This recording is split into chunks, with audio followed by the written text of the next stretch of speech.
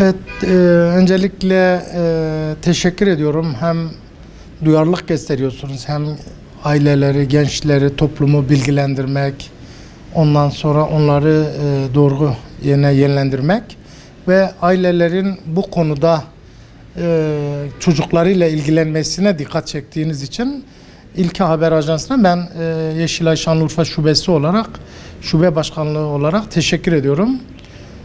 Şimdi sokaklarda satılan değişik zarar verici maddelerin olduğunu zaman zaman duyumlar alıyoruz. Tabii bu ulu ortada gündüz gözü ya da işte bir seyyar satıcının eşya sattığı gibi satılmıyordur.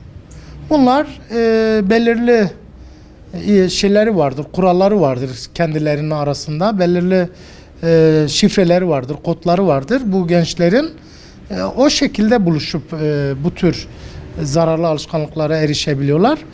Şimdi bahsettiğiniz o kristal uyuşturucu dediğiniz şey kimyasal madde olarak biliyoruz ve laboratuvarda üretilen ve çok çabuk etkisi, olumsuz etkisini gösteren kişilerinin başta halüsinasyon ve şizofrenik hastalığı yapıp sonucu felaketle, nefes darlığı ve ölümle biten bir madde türüdür.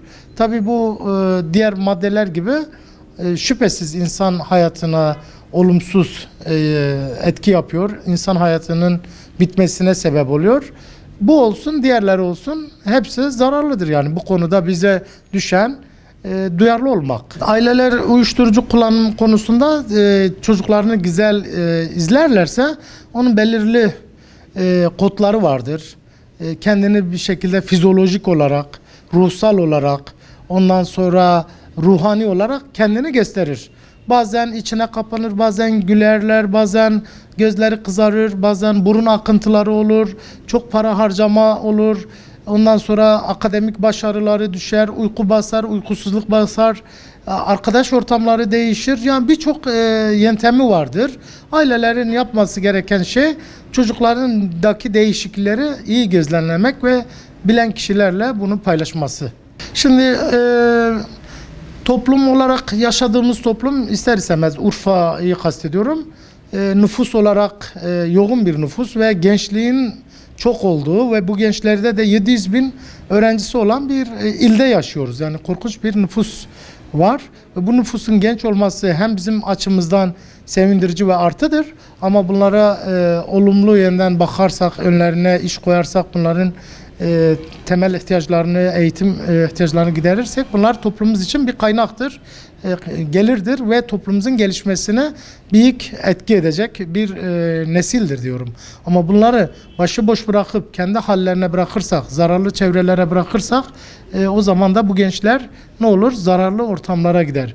Milli Eğitim'in birçok tedbirleri vardır. Emniyetimizin, valiliğimizin, kurumlarımızın bu yönden birçok tedbirleri vardır. Mesela bunlardan biri okul ve kurumların çevresinin kameralandırılması, sokak parkurların kameralandırılması, ışıklandırılması. Bu güzel bir çalışma ve yapılan, devam eden bir çalışma. Ondan sonra her okulun bir polisi vardır. Özellikle bunu ben altını çiziyorum. Her okulun bir ilgili ve sorumlu polisi vardır. Okul idaresiyle irtibatlıdır ve okulda olan bitenlerden haberdardır ve dolayısıyla emniyetimiz okul çevresinde satıcılar olsun, zararlı kişilerin olsun, art niyetli insanların olsun okul çevresinde bulunduğu zaman, şüphe duyduğu zaman anında bu ilgili kişilere bildiriyorlar. Zaten okul çevresinden satılıyor düşüncesi yanlıştır. Ama zararlı, art niyetli insanlar oralarda bulunabilir mi? Oralara dalabilir mi? Bunu da tedbiri emniyetimiz, valiliğimiz almış bulunmakta ve sürekli buna göre de yeni çalışmalar yürütmektedir.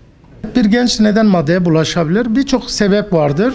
Tabii bu sebeplerin bazıları çevresel şartlar, bazıları akran dediğimiz arkadaş, bazıları da çocuğun psikolojik yapısı ve aile olarak adlandırabiliriz. Yani bir insan ailesinden sevgi alamıyorsa, şiddet alıyorsa, yoksulluk ya da geçim sıkıntısını yaşayabiliyorsa, aileden iletişimi güçlü değilse bazen böyle ortamlara düşebiliyor.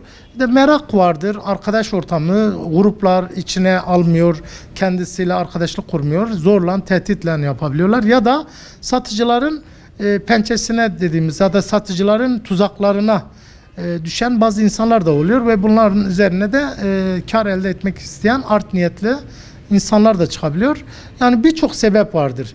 Manevi boşluk vardır, eğitimsizlik vardır, işsizlik vardır, ondan sonra aile ilgisizliği vardır, nüfus kalabalığı vardır. Yani birçok sebep vardır ama bunların hepsinin toplarsak aile donanımlı olursa, aile ilgili olursa diğer sorunlar da aile olarak üstesine gelebileceğini düşünüyorum kurumlarla beraber.